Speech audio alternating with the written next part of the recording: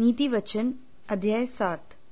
हे मेरे पुत्र, मेरी बातों को माना कर और मेरी आज्ञाओं को अपने मन में रख छोड़।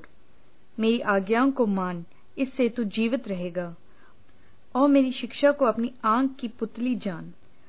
उनको अपनी उंगलियों में बांध और अपने हृदय की पट्टिया पर लिख ले। बुद्धि से कह, तू मेरी बहन है, और समझ को अपनी सातिन बना।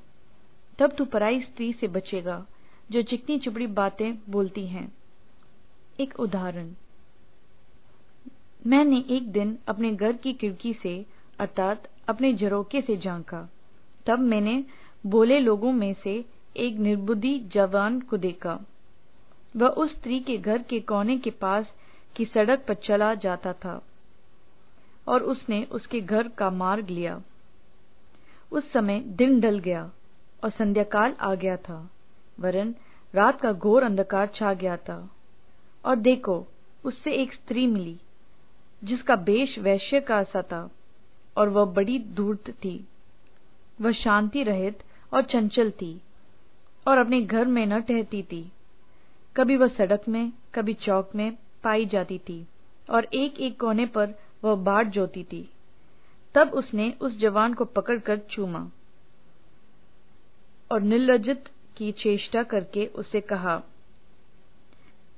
मुझे मेल बलि चढ़ाने थे और मैंने अपनी मन्नतें आज ही पूरी की हैं। इसी कारण मैं तुझसे बैन करने को निकली। मैं तेरे दर्शन की खोजी थी और अभी पाया है।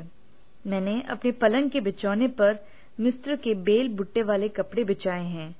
मैंने अपने बिछौने पर गंधरस, अगर और दालचीनी छिड़की है। इसलिए अब चल, हम प्रेम से बोध तक जी बहलाते रहें।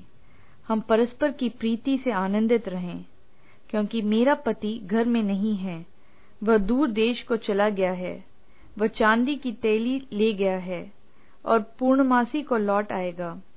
ऐसी बातें कह कहकर उसने उसको अपनी प्रबल माया में फंसा लिया और अपनी चिकनी चुपड़ी बातों से उसको अपने वश में कर लिया। वह तुरंत उसके पीछे हो लिया, जैसे बैल कसाई खाने को, या जैसे बेड़ी पहने हुए कोई मूढ़ ताड़ना पाने को जाता है। अंत में उस जवान का कलेजा तीर से बेधा जाएगा। वह उस चिड़िया के समान है जो फंदे की ओर वेग से उड़े और न जानती हो कि उसमें मेरे प्राण जाएंगे। अब हे मेरे पुत्रों, मेरी सुनो और मेरे बातों पर मन लगाओ। तेरा मन ऐसी स्त्री के मार्ग की ओर न फिरे और उसकी डगरों में भूल कर न जाना, क्योंकि बहुत से लोग उसके द्वारा मारे पड़े हैं। उसकी घात किए हुओं की एक बड़ी संख्या होगी। उसका घर अधोलोक का मार्ग है, वह मृत्यु के घर में पहुंचाता है।